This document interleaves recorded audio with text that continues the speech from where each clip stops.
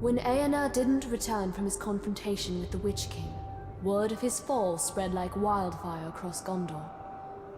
The Witch King's forces were regrouping, rapidly seizing lands once under Aenar's rule. Some regions fell so quickly that letters sent by the first ruling steward of Gondor, Mordor, never reached their destinations. For generations we stored the unread letters here, destined to remain forever sealed.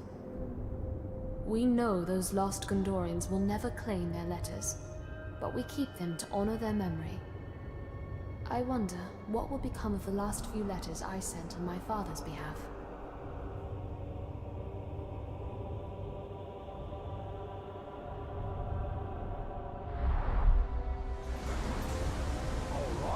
You are not tempted to read When Aenar letters? No need. I know the heart of my people, so I know what they say.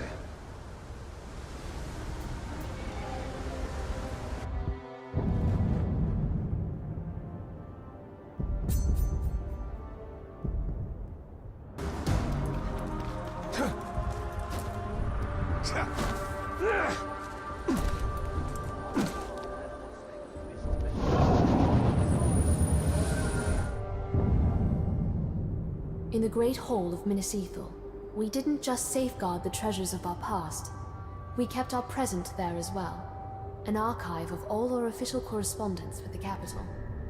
I used to file away missives from Minas Tirith after my father had read them. This was a weekly task at first, but as our surroundings grew more dangerous, scrolls like this one became more rare. I wonder whether there were promises of aid that the orcs intercepted, plans for relief that we never saw.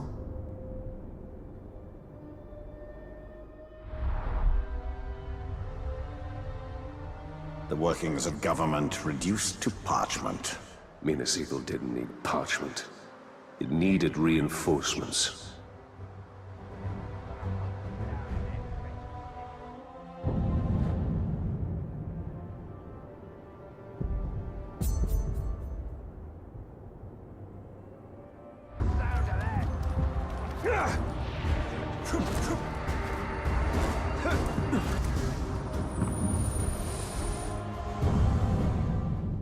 This pipe is purported to be the creation of hobbits, a sort of halfling that lives beyond our reckoning in the north. I wonder at the strange notion of full-grown adults who scarcely reach my waist in height. But after what I've seen in Mordor, a hobbit would be a welcome sort of strange. Though I don't think a hobbit would last long in Mordor.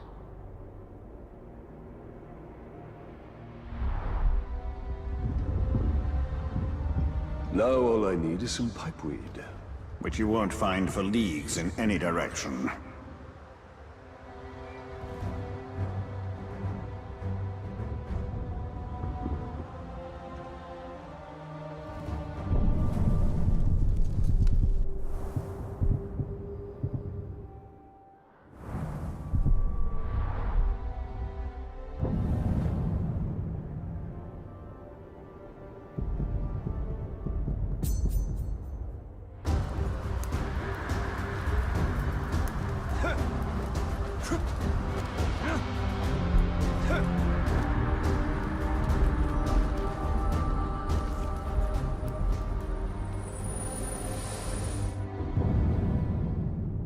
We Gondorians called Minas Ithil home, but we cannot claim to have built it.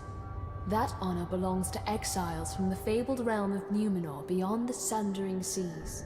Wondrous architects, they fashioned this city of marble to reflect the moonlight and glow with an inner warmth.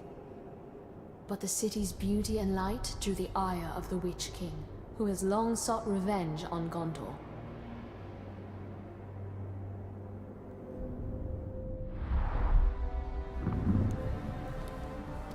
the Numenorians' knack for towers rivals the elves.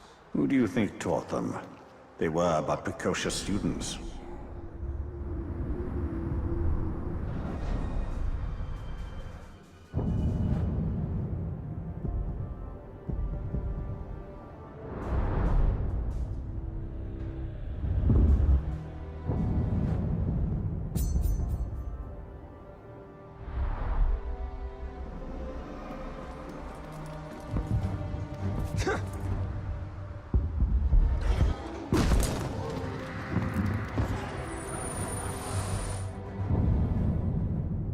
I wonder if the elves have mundane objects as we do, for even their common containers and vessels seem uncommonly fine. This artifact was once part of a table setting given as a gift centuries ago. The other parts were broken when one of Mordor's many ground tremors knocked them off a shelf. How I wish my predecessors had saved the broken shards. That's a puzzle I'd like to reassemble. Elven things deserve to last.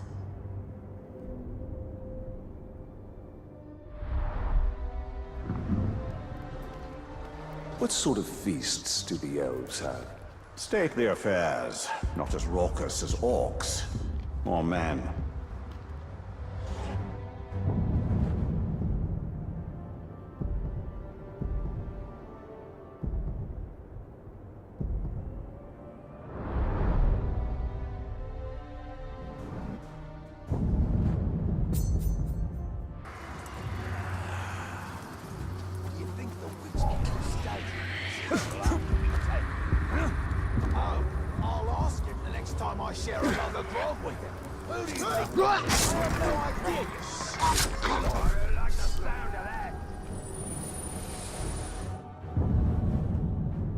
Gondorian folktales abound with drakes, lesser versions of the great dragons who supposedly slumber under the earth.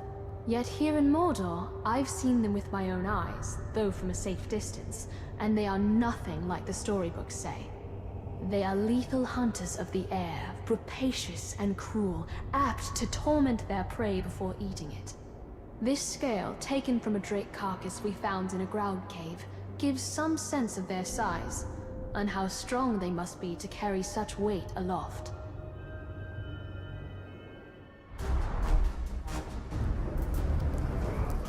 Scale of a drake or a full-fledged dragon?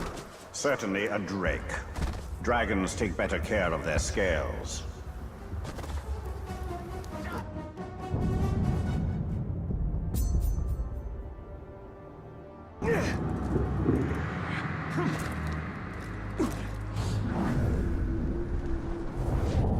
Shaka.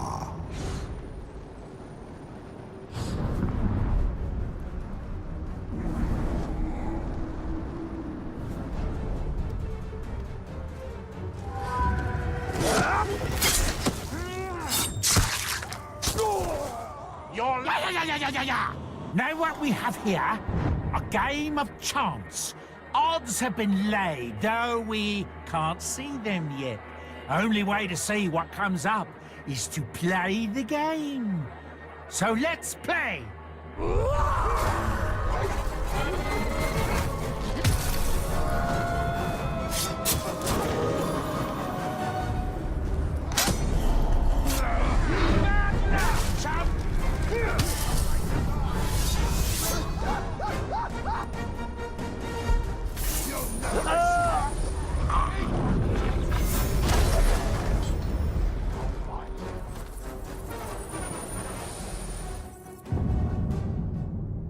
Father always said, a proper war banner has two roles, to direct and to inspire.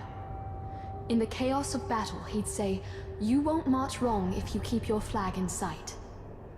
Now the orcs have cast down our banners, but Gondor's flag still inspires, even if I see it only in my mind's eye.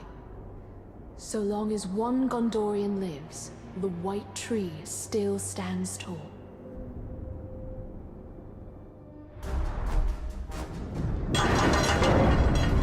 Flag of our people. Long may it fly. Concern yourself more with the towers it's flying from.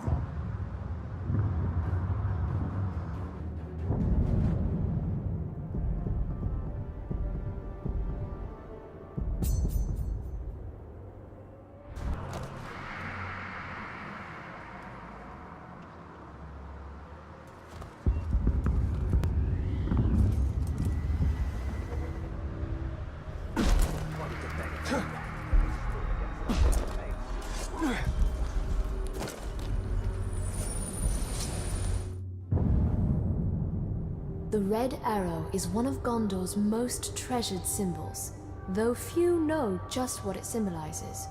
When our need is dire, we can present the arrow to the men of Rohan, and they are bound by ancient pact to ride to our aid. We should have used it in the early days of the siege, but the orcs encircled us so quickly, and Rohan is too far away.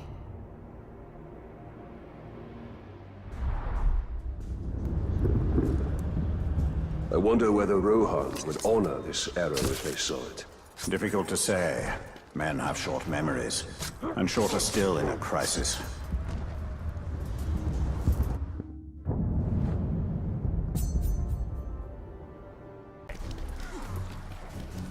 Stop and fight me!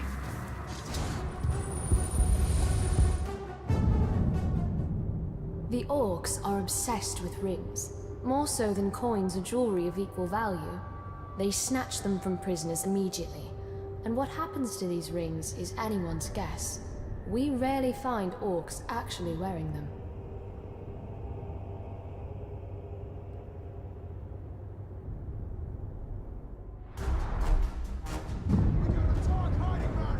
A fine ring, but I gather it's an ordinary one. Ha! Scarcely worth the same name as the ring we created.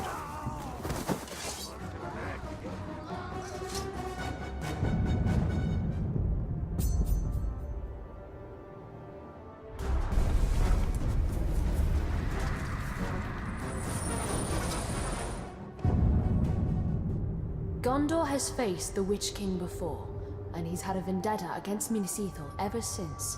This coin depicts the victor, Eärnur, last king of Gondor. Generations ago, Eärnur led an army that routed the Witch King and sent his army fleeing to Angmar. But our victory turned hollow when our king grew prideful. The Witch King challenged Eärnur to single combat, and Eärnur rode eastward from Minas Ithil, never to be seen again. It takes a nation to defeat such evil, not just one man.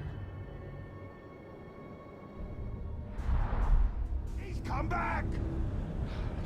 Eärnur. He who fought the Witch King. Twice, because he did not finish the task the first time.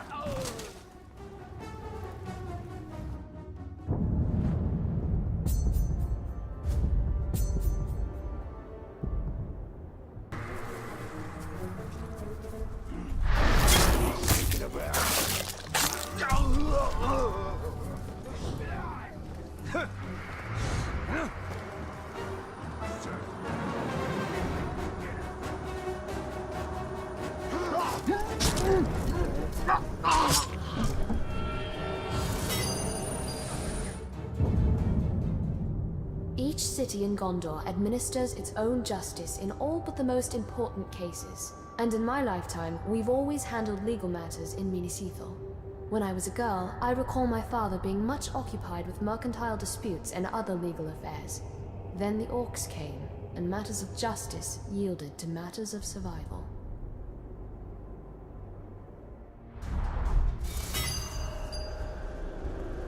The gavel. Always seemed an odd symbol for justice. What is justice, if not a hammer to beat down the proud nail?